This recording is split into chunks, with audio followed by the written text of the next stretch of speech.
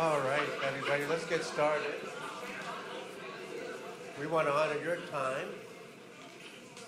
Welcome to the third edition of Straight from the Source.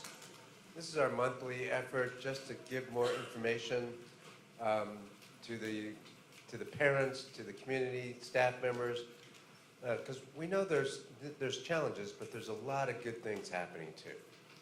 And sometimes that doesn't get out there, so we just hold an event, invite people, and share different experiences that are happening around the district. This audience is a unique one tonight. We have a great addition because we are featuring students, and we'll get to them in a minute. But we have other people in the room. First of all, the parents of the students, thank you so much for your support, your engagement in helping the kids. And then if you are a parent of any student in HISD, could you stand up and take a bow?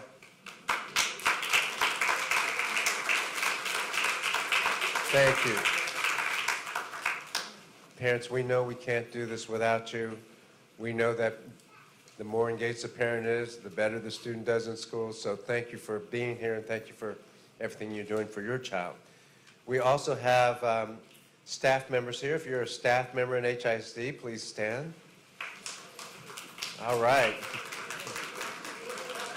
And some of you got to stand twice. Okay, that's great. And then we have some people from the District Advisory Committee. Please stand and be recognized. Thank you. We rely on the District Advisory Committee for advice and support, and also to keep us in check. And they do a great job. They're doing a lot of work. And then finally, we do have some people from legislators' office. So is Brenda Diaz here with Senator Alvarado's office? Brenda Diaz. On her way, okay. And Freddie Guerra from Commissioner Briones' office. On his way. And then Christina Walsh from Penny Morales Shaw's office. Oh, there you go. Thank you for coming. And if I miss somebody, I apologize. But if you want to stand up anyway, we'll recognize you. If you didn't get a chance. All right. So we have different groups of people here, and you experience the districts, the innovations, the transformation in different ways. Tonight we want to focus on our students and what they're experiencing. And we recognize it's a handful of students, and every student experiences it a little bit differently, whether they're in NES or not in an NES school, how students respond to a district program or school program varies, but we have a lot of kids, a lot of students in our schools today that are thriving. And so we just want to give you a taste of what their experience is, knowing that there are many experiences across the district. So before we do that, though, before I invite them up, let's watch a little video clip of some of the student experiences in 4 of our schools. So can we roll that, please? Starting with Ricardo, make sure your rows together. At Isaacs Elementary, we are students first. When I'm always walking in the room, I feel like it's like my positive space. We're gonna do some fun stuff today, and so I hope you're ready for some fun. What I see in the staff and the students every single day is, well, one, smile. Yep, that's it. The genuine conversations that they have and connection that they have, the eye contact, the perseverance. I talked to one student yesterday, and they said that, they don't give up on us. That's what I'm talking about. Good job. Give me a high five. My heart is so here, and I love these kids so very much. The transition from last year to this year, it has really been a great transition. My favorite part about this year at Isaacs is that, we have more classes, and, we have art class, we have dyad, we have art of thinking, and a lot more classes that we didn't have before. This middle space would be what? I'm seeing changes in the academics, in the way that they think, in the way that they approach things. The problem-solving skills are there. Letter A, what is letter A? I'm looking forward to NES continuing. Some of them might not know what NES is and some of them might, but they know that the spirit is different. So, when you look I actually like it. It gets us organized. 20, she said, I'm going to go check it out. I appreciate the NES model because it provides an opportunity to increase the capacity of not only our scholars, but also myself as a leader, my Tier 2 leaders, and my teachers.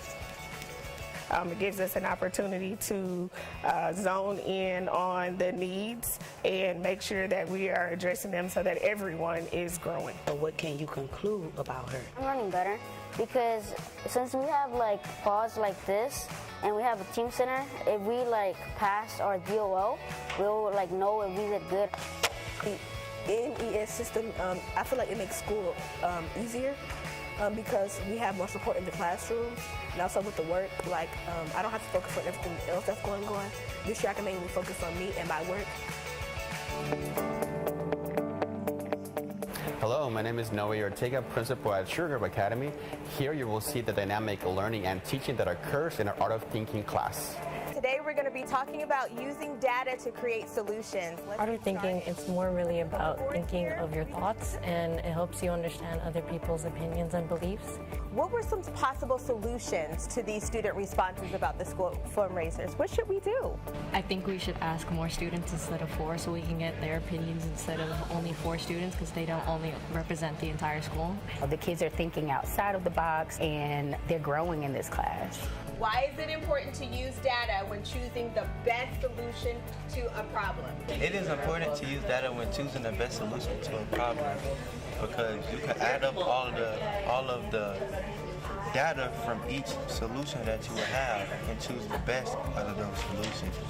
Art of Thinking is a class that helps you think. I like it because it helps me think from different perspectives.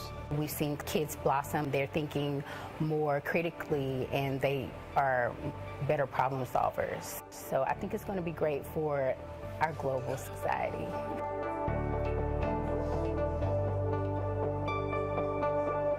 Hello, my name is Marie Adams. I'm the principal at North Forest High School. As an NES high school, our approach to learning is designed to foster understanding. Students are given an opportunity to evaluate their level of understanding of the content daily. Okay.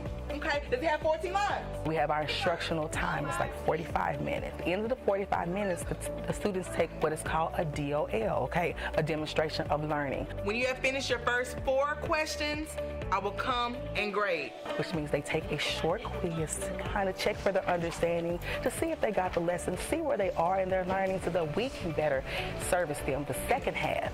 So what happens, once they take the DOL, they get a score. That score determines what level they're currently performing at with this particular lesson. Oh, good job. I really like the model because it gives us a chance to address the students' needs. They might need a little more help in that particular area. She likes to ask us questions and make sure we understand things and make sure that we can just comprehend on what she's teaching us. Every student has the resources to reach their full potential and be successful, responsible members of the North Forest community.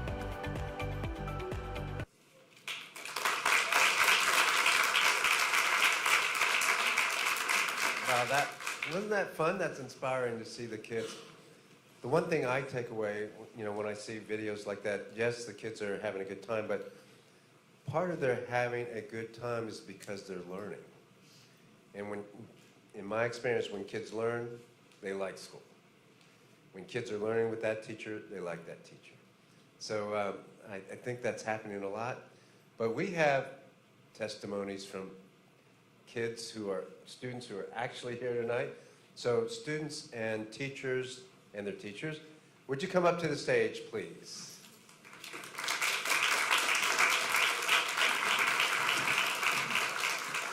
And let me introduce you real quick. From Lawson Middle School, we have Madison Woods and the teacher, Miss Hawkins.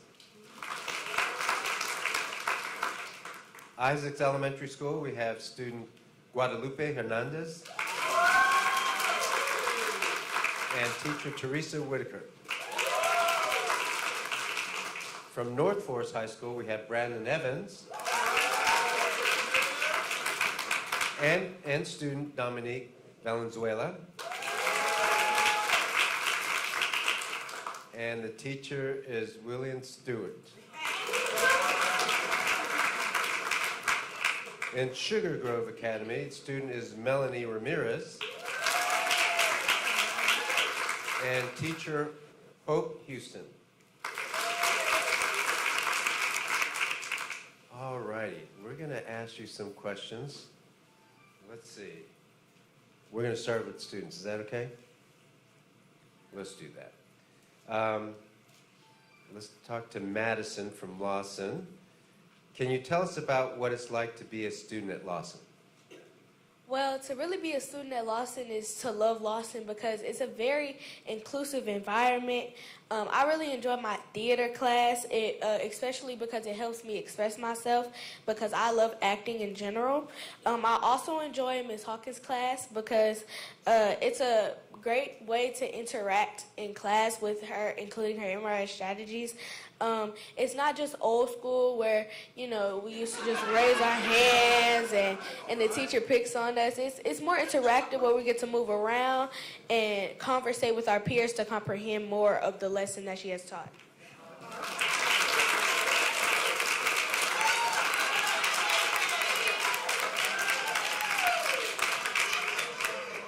It sounds like a future movie star to me. All right, and now we have Guadalupe.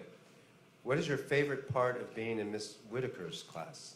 So my favorite part about being in Miss Whitaker's class is that she gives us a lot of chances and she tells us when we're right or wrong and she makes it interesting. So like is that sometimes her lessons are hard for other students and she gives her feedback or she helps them out with the problem they're having. And we have this called Four Corners, and we just get up and we go around in each corner to go to the math definition to match that word, and we we talk to our partners about the problem, and we do it together, and she just like a little bit. She makes it fun to do the lesson.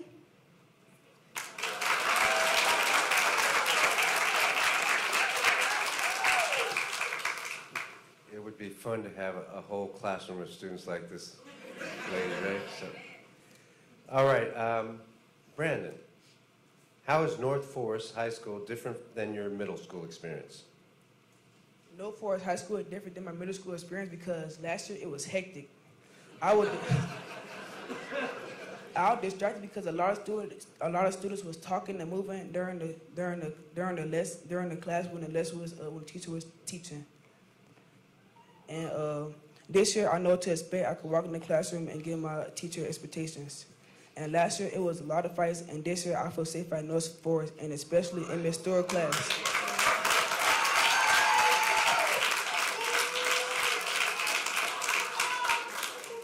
Sounds like a student who likes to focus in school, and also sounds like the administrators of North Forest are doing a good job. Yeah, it sounds like. Thank you, Brandon. Dominic, what opportunities help you learn in your class, also from North Forest High School? Well, in the storage class, we work a lot together. We do turn talks, and what turn talks are is we turn to our partner and we reteach what we learn. So I'm not hearing it from someone who knows what we're doing. I'm hearing it from someone who's trying to learn, understand, and figure out, what are we doing over here.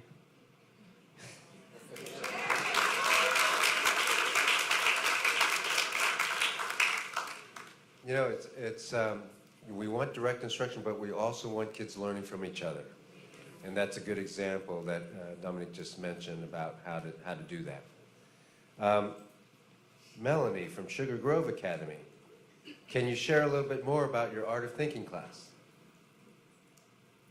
My art of thinking class is really interesting because it helps me understand things I've already experienced but don't know the name of. For example, I have always heard and seen of group thinking, but I never understood what it was until I had art of thinking, which helps me understand and how we can deal with the situation similar to it.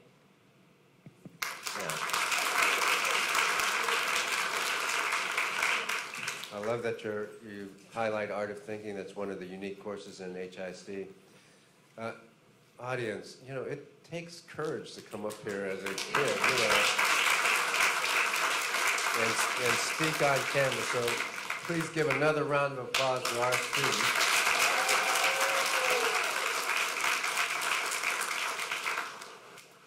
And now we have the adults, the teachers. And I say this all the time. For example, a little bit later we're going to talk about the NWA results. And when students do well, that means their teachers are helping them well, right? Teachers are doing a great job when students do well. So as great as these students are, they also have a little bit of help from their teacher. Ms. Hawkins, we start with you.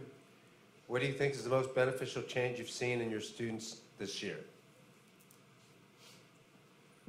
I've seen my students grow with their ability to manage time, which really allows each child to stay on task and complete their independent assignment. In addition, I also seen the students grow to being able to use my multiple response strategies, which allows them to connect, to stay connected, and to be involved with my lesson, my instructional lesson. That's wonderful. Ms. Whitaker, how do you hope your students experience your class?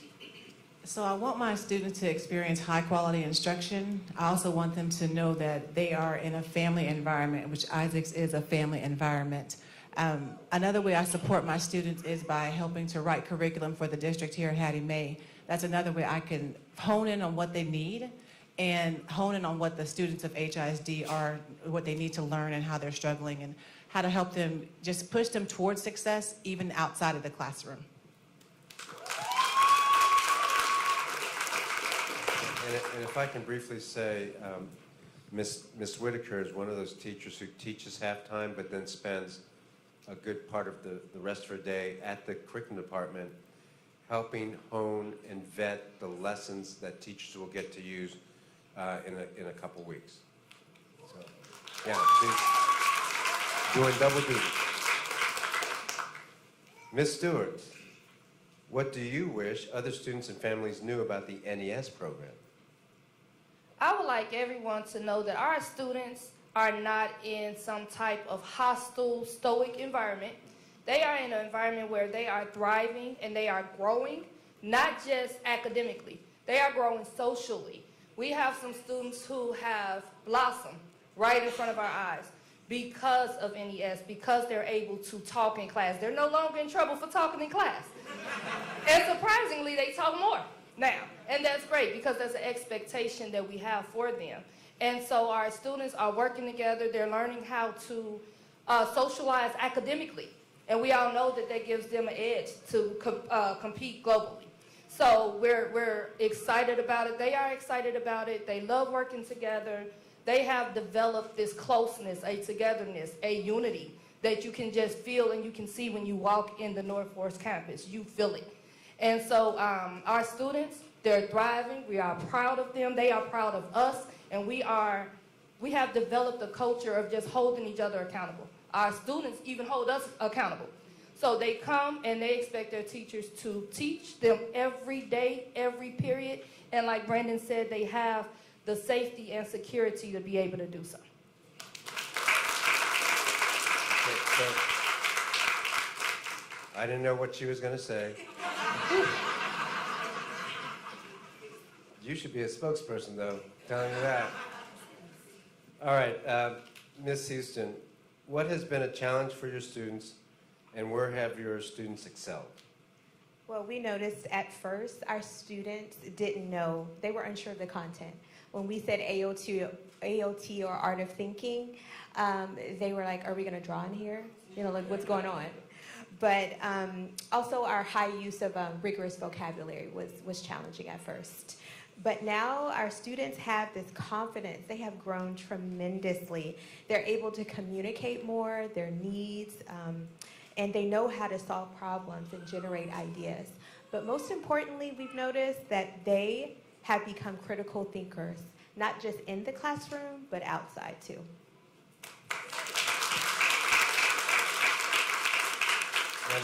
And I want to highlight one word you said, confidence, because as I walked around the schools before winter break, there have been about 80 of them, from August, the end of August to December, the confidence of both teachers and students has risen.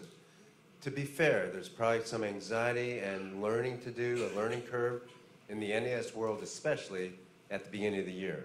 But as things have been progressing, even in the non-NES schools, I see better confidence, students getting into their stride, and same with teachers. So really appreciate all of you and everything you've done the first semester, and I hope you have a good second semester. Let's give a round of applause for everybody up here. Thank you.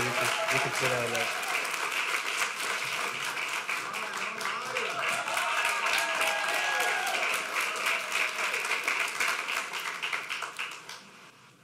Well, thank you for that, and thank you, audience, for being so appreciative of our kids, you know, our students.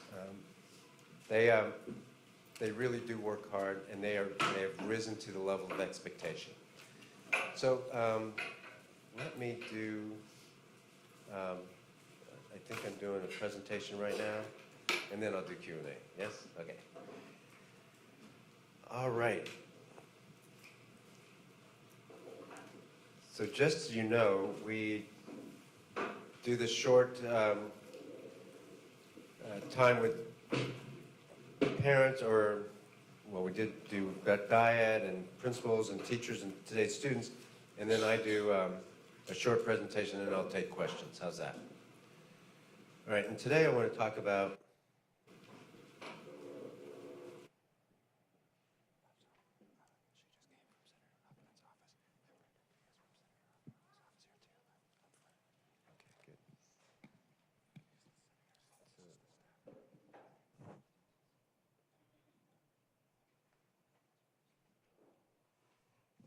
All right, I've just been told that Brenda Diaz is here from Senator Alvarado's office. So thank you for being here. And then Jennifer Knesek from Senator Juan Huffman's office.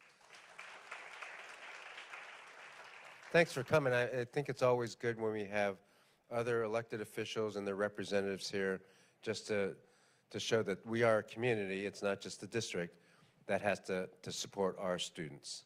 So thanks for being here. All right, I want to talk a little bit about where we've been and where we are today. Because it's been we're at the halfway point. So I won't spend a lot of time, but I just want to highlight just a few things. So you'll remember, let's see if I get my clicker working here.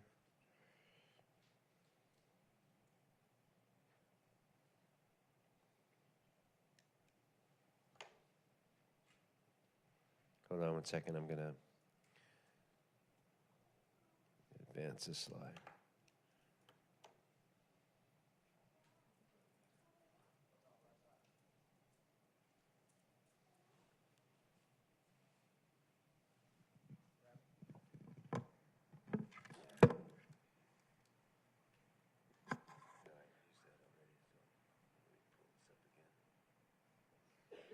Let's give it up for the kids again.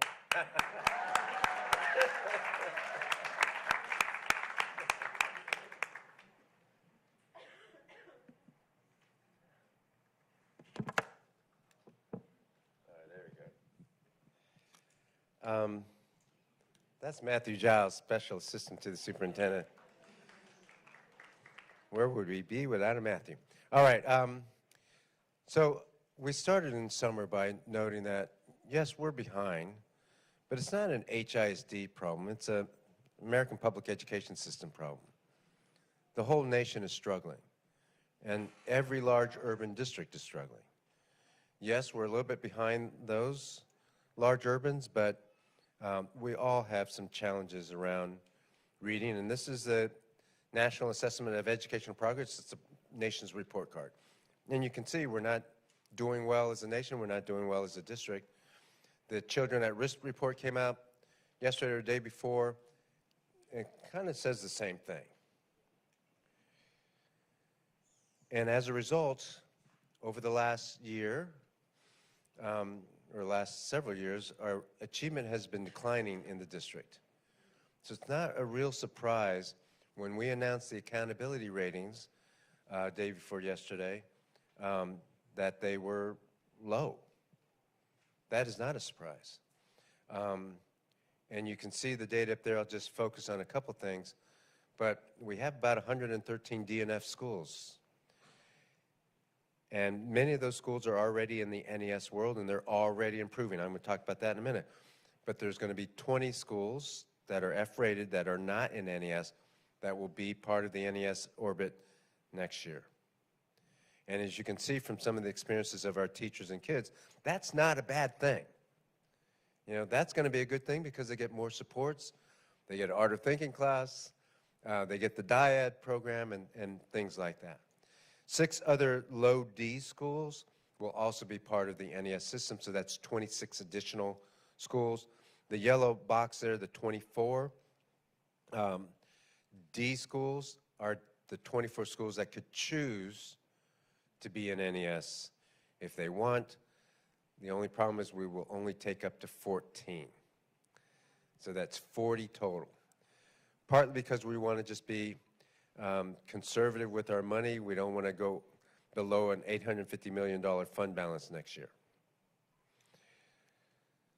And I've said this, and I'm going to keep saying it, because the urgency has to be there. This is the last generation of kids in school before the skills gap is locked in. Our first graders this year are graduating in year 2035. This is not some distant future. This is this generation of kids. So we have to work urgently. We cannot slow walk this. And that's why I think this slide is important. And remember in the summer, the question is, you know, is it even possible? The district hasn't really closed the gap in 2 decades. The nation hasn't. It's really hard to do with some communities that are challenged by poverty or language barriers. Are we going to be able to do anything different, or are we just coming in and making a lot of changes and, you know, we'll see where the things fall and it'll be the same as always? It is possible, but you have to do whole-scale systemic reform. That's why we said there's going to be 150 NES schools by the year 26-27. Right now we have 85. Next year, if we do all 40, it'll be 125. And we have 25 left to go. Why not 274? Because we got a lot of great schools that are doing well. They don't need the same sort of supports. It's been a tale of 2 districts, though. Schools that don't need much at all, as far as supports, interventions, things like that. And then schools that need a lot of supports, usually underserved communities. That's what NES is about. Well, has it been working? 5.5 months later, can we even say yes or no it's working? The answer is definitely yes, it's working. Let me just give you some data points, not a lot. Let me just give you a few. First, we did the NWEA test last week. NWEA is a nationally normed assessment that about 7 million kids take in America. Many districts in Texas take it also, and we're starting to do that here as well. And our kids did great. That's the headline. I don't want to, and we should not take away from kids. Thank you, yeah. Our students did well, and I don't care if the trend is, you know, it's just one set of data. We should celebrate when kids do well, and they did do well. Which also means that their teachers did well, by the way. So let's give it up for our teachers in the district, you know? And this is another headline from the data. And I'm going to show you just a couple data slides because I don't want to put anybody to sleep. But NES and NES schools did significantly better than non-NES schools. Not slightly better, as has been reported by some, significantly better. And we can show you today, I'm going to show you 2 slides, and you can make your own determination, but if you saw all the data that I have seen, you would know that this is a fact. So just 2 slides. I did a presentation with the board. I mean, I think we have 20 slides or something like that, and that was just after a couple of days after this. We'll have 50 slides in 2 weeks when the final data is here. So what this says, this is reading. MOI stands for middle of year. So this is the middle of the year scores. We call it MOI growth for elementary at the top and middle school at the bottom. What is a good number? What's a good score?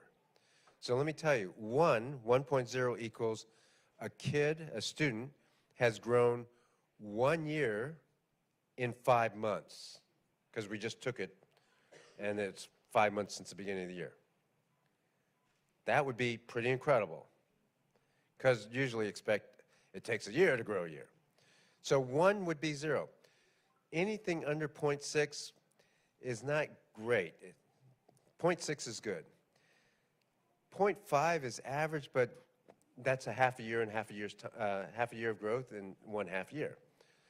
But why that isn't good for us is because we're behind the national average. We're behind in our proficiency compared to other districts. So we got to grow more than a half. We got to grow at least 0.6, okay? So that's how you read this chart. And you can see, as a district, we did well, right? 0.76, we're 3/4 of the way there already in half a year on this exam. And it's nationally normed. So the average kid is going to get a 1.0 this year in the nation. We're 3/4 of the way there as a district in elementary. 80% there as a district in middle school. Yes, that's your kids. That's, you know, that's our kids doing that, you know? Now, this chart also reveals something else, though.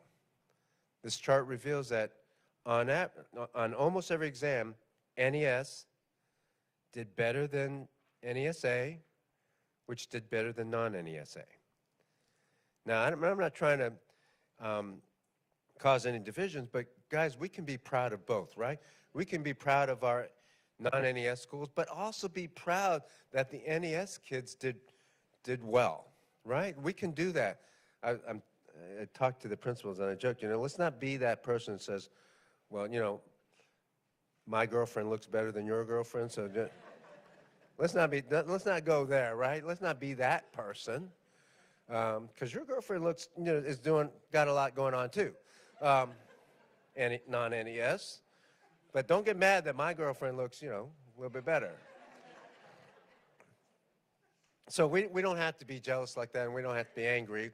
Let's celebrate both the non-NES, but also recognize that it's a fact that on this exam, this time of year, the NES students significantly did better than the non-NES. That's reading, we call that MOI growth. There's one other metric we look at, and that is met expected growth. What percentage of kids met expected growth?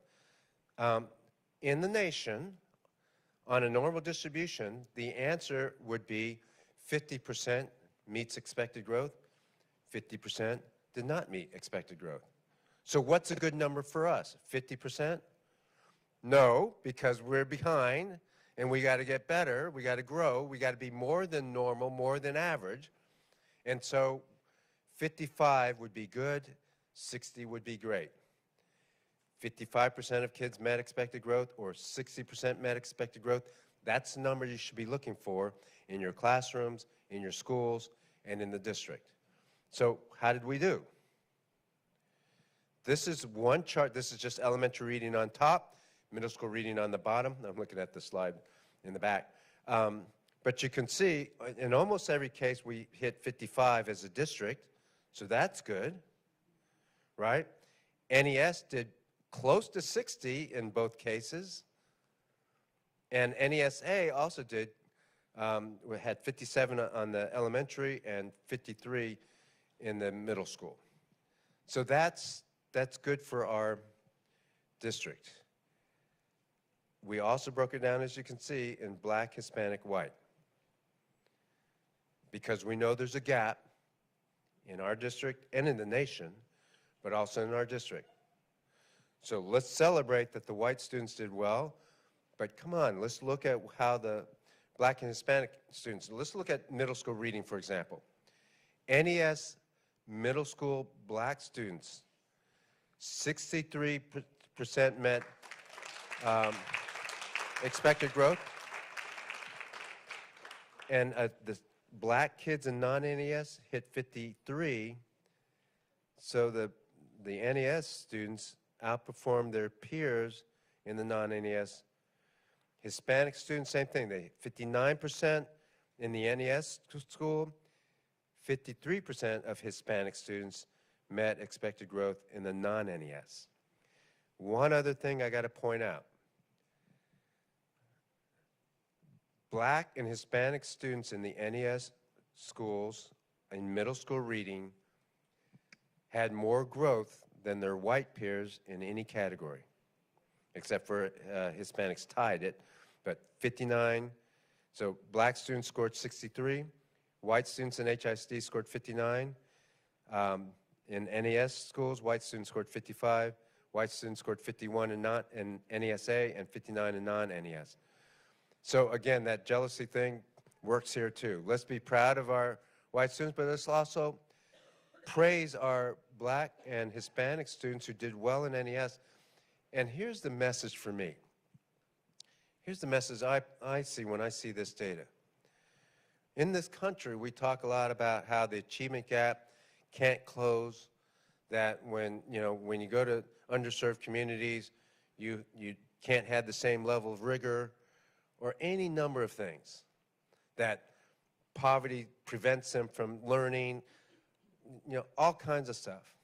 And there's a little bit of truth in all that, except it is not a fact that the achievement gap can't close. It is a fact that when you raise the level of expectations, our kids rise to that level. There's no reason that they can't. There's no can't. This data shows that we can. Our kids can. And we just got to get that in our head. And, I know there are other challenges that we work with, especially underserved communities. I'm not discounting poverty has an effect. I'm not discounting that. I'm saying, despite that, we can still teach our kids and they can still rise to the level of expectation. That's what I'm saying, okay? So this slide shows that. All right, I'm getting the buzzer here, so I got to race. Now, there's been a lot of celebrating going on in the schools, and that's great. The kids themselves are you should get on social media. They have pictures of their growth scores. Yeah, and the teachers are showing their classroom growth. It's big celebrations out there, and that's good. Let's do that. Let's celebrate. As a district leader, I got to just say, one set of data does not make a trend. Okay, so as a district leader and as a school leader, we're probably going to have to just not break out any champagne, okay? And you got to say it like that, all right? You can't break out any champagne, and we got to do the hard work this next semester too. So no letting up. But one thing I do know from the data, we're on the right track, and we will stay the course for our kids, okay?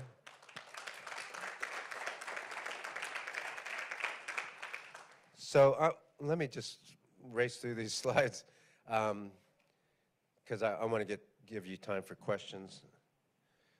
Yeah, just a couple minutes. So some of the things we did to get there, and again, I know it's only 4.5 months, but we expanded our leadership density. In the summer, when I asked principals, 274 of them, and I did ask, what does quality of instruction mean? What does it look like? What are you looking for when you go to a classroom? 100 different answers among 274 principals. I guarantee you ask today, one answer. One answer what quality instruction looks like, and we're all focused on that. And anybody who's been in a large district before knows that that's not an easy thing to do. We're focused on the quality of instruction. And I'm not just talking about NES, but I'm talking about the district. We are focused on the quality of instruction because we know for teachers, that's the #1 variable. That's the leading indicator of achievement. How good and how effective is your instruction? By the way, this was not an intended goal, but as a result of us focusing on making sure kids have a teacher instead of a sub. Nothing against subs, but I think most of us know the teacher who's assigned to that classroom is always going to be more effective than the substitute, or it's really rare when that isn't the case. So just us focusing on making sure kids, our students, have their classroom teacher has helped with our attendance 53% decrease in high absenteeism among staff. We have in the NES world a different staffing model. In those schools, you'll see teacher apprentices. You'll see learning coaches. You'll see additional administrators. So there's a lot of adult presence, and rarely ever is there a substitute teacher needed. And that, and that helps. This is boring for you guys, so you don't need to pay attention, but central office effectiveness. It's not a shiny object, but it's really important for us to get this right. Central office has got to work in more effective ways, and we're doing that every day. We've already improved quite a bit, but we got some more work to do. Pre-K, we've grown our pre-K partners, not by a lot, but next year we'll do even more for pre-K, and not just numbers, but higher quality pre-K classroom seats. And then we've implemented science of reading curriculum, and I think that's helped a lot in the NES world. Special ed services, I know this is, we're in intervention jail because we have not done right by our special needs students. We haven't even complied with the law in some cases in the past. So we have been fixing that. We're compliant. Now we just got to get better at our instruction for special needs students.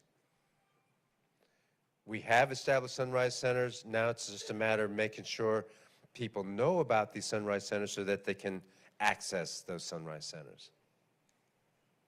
And then the new education system, you know about 85 schools this year, and we're growing that next year. One other side effect, this was not a goal, but you heard one of our students talk about the lack of a safe and orderly environment in middle school, and then going into high school, North Forest, how much orderly it is. And so if you look across the district at our discipline challenges, they've gone way down, especially in the NES schools and NES-aligned schools. We implemented DIET. I think that's been a great program. We had a DIET session at one of these, I think a month ago. And then you heard students and teachers talk about the art of thinking. I'm so glad the experience on art of thinking has been a good one. That was the intent. We'll get even better next year. But in the NES and NES-aligned schools, this is a requirement. And then finally, we will have kids going to Japan. I think 300 kids got passports to go to Japan, and then we have 7th graders going to Washington, D.C. My only heartburn is we should have more, but they have to meet an attendance requirement of 92%. And that has cut out a lot of students.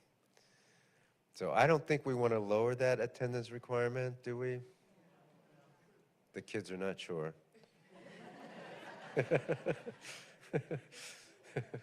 But we'll talk about that. But at least for this year, it's 92%, okay?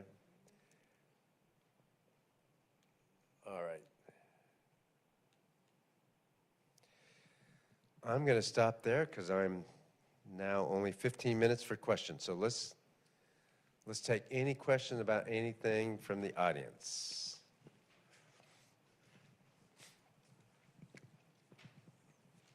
Microphone's here if anyone has a question. Mr. Miles? Yes, go ahead. Sir, go ahead. Excuse me, Mr. Miles. Good afternoon. Just one question. I'm an art of thinking teacher. Like it. But I was hoping there would be a way that we could increase the student travel. I'm in an underprivileged neighborhood, and I see a lot of the kids trying. We've grown quite a bit. It's different from start to now. But they want to go somewhere sometimes, and some of them deserve it. So is there some way we can kind of help that come about? Yeah, so about student travel. We'll keep the 92%, but if you are next year, if you're in an NES middle school, you're an 8th grader and you meet the attendance, and I think you can't have any suspensions, then you get to go. And so we'll grow that number. But I hear you that there are other kids who may not be 8th graders, who are not traveling to outside the country.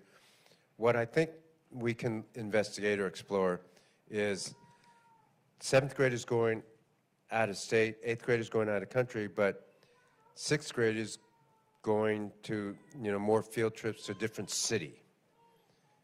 And that might be the way we increase travel. That won't be quite as expensive. It's a very expensive proposition, guys, to send a kid to Japan. And the chaperones, which I wanted to do, but doesn't work for my schedule, so. So we'll try.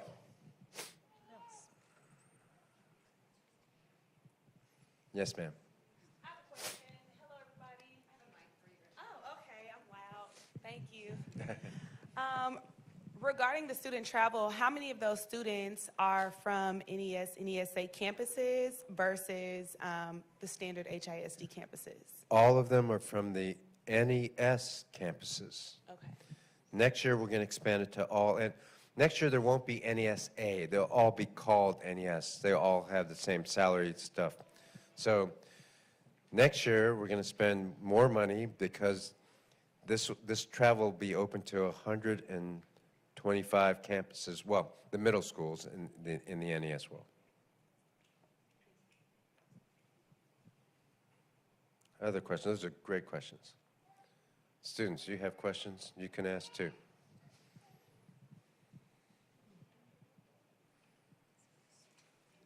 Yes, sir.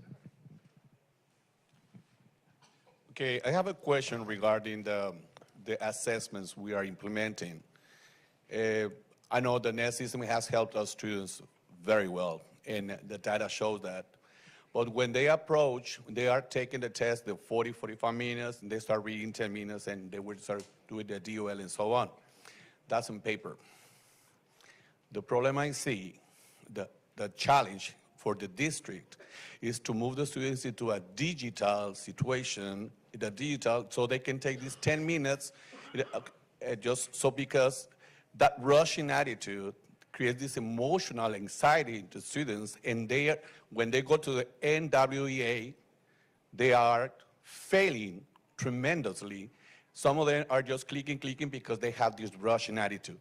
The question for Mr. Miles and the district board is, what is the district plan to move from this paper testing into the digital testing so that can support the students for the NEA in the future?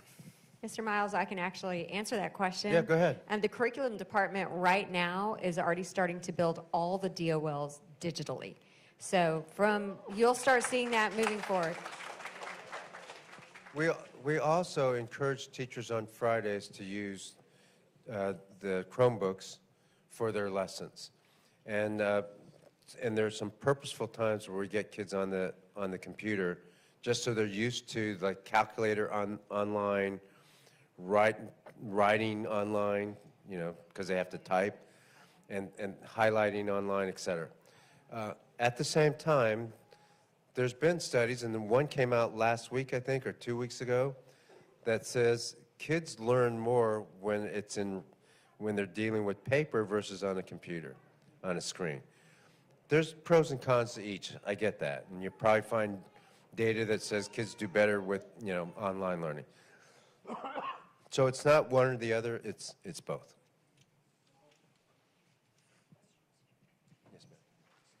Oh, I'm really loud. Okay. So hi, my name is Belinda James, and I'm from Sugar Grove Academy, and I don't think this is a question for one person. I think it's for everybody. It starts with students, with parents, teachers, administrators, and you. Students, you need to believe in your teachers. Teachers, parents, send your kids to school. We can't teach them if they're not there. Nobody's that good. Administrators, be careful who you hire. This is not a kind of job, no, listen, this is not a kind of job that you hire. A teacher really has to care about the kids. Mr. Miles, hire people like Mr. Ortega. Mr. Ortega. I love going to work. He might think I'm crazy. I'm like the first one there, the last one to leave, because Wow. I believe in education, and let me tell you why we can't make mistakes. I was a non-English speaking person. My father's from Mexico, my mother's from Spain. I often ask myself, if teachers didn't take me in, if counselors didn't help my parents, she's smart, she can go to college. If principals didn't guide me and filled out paperwork so I can go to college, pay attention, guys, I don't have 1 degree, I have 3. That is because of what we do. That is because students believe in us, because teachers work hard to believe in the students, to make a safe environment, because administrators pay attention to what we need. I can ask Ortega anything. Help me, this is what I want to do, this is what I want to try. Some kids are like, Ms. James, you do too much. I said, guess what? I wake up every morning and try to figure out how to do too much. I want the scores to go what? Guys, education is possible. I come from a school district, really small district. Are y'all ready for this? 18,000 people. We started a point away from probation. 6 years later, we have a 98% passing ratio. We can do this. It's up to us. Thank So you. I want everybody to believe and try. Thank you. Those are really good messages for us. Thank you. Last couple questions.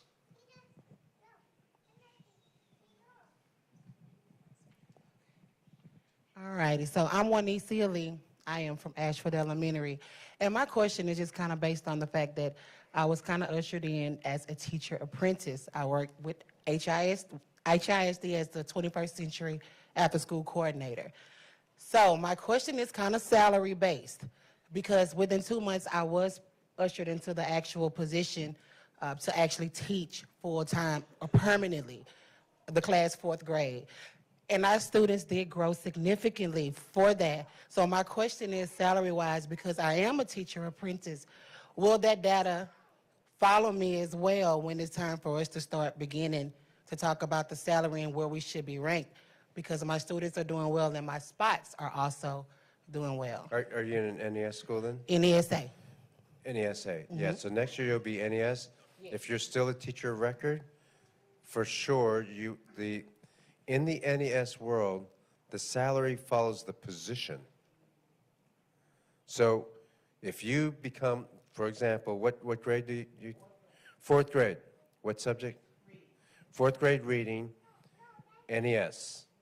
I don't know exactly what it is. I think it's around $81,000 for 4th grade reading teacher in the NES world.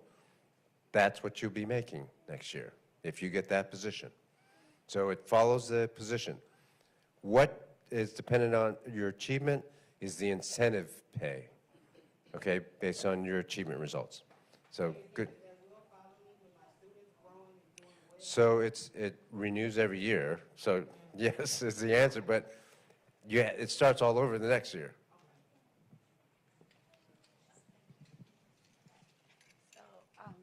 My name is Masuma Razak. I work at Revere Middle School. Yeah. And one of the challenges for Revere School is that we have a 60% EB population. So just like we got some good news about technology being incorporated, I'm hoping you guys have something in the works for supporting our EB population, our English language learners who are showing growth. I'm not saying we're not showing growth, but I just find that there could still be more supports available to them. So if you could tell us a little bit about the plans for those kiddos. Yeah, so we are placing ELD teachers, depending on the number of emergent bilingual kids that you have. In the schools that have used to have bilingual education, there's dual language. So we're going to continue to have more ELD and bilingual teachers to help out with EB students. Who's got the last question? What grade would you give the system? So there's a press avail afterwards. So I'll answer the question. But look, for you, it's a halfway point, right? And I wouldn't give a letter grade, but I can say this. We're on the right track. We have some achievement results. It's too early to say we're there. There's going to be no mission accomplished signs for me. But when it comes to a whole system, transforming, engaging the change, trusting in each other to do transformative change work, getting into your stride, and finally, seeing the fruits of your labor, waking up the next day and saying, okay, let's keep going. If we're graded on that, we definitely have an A. All right, take care, everybody. We'll see you later.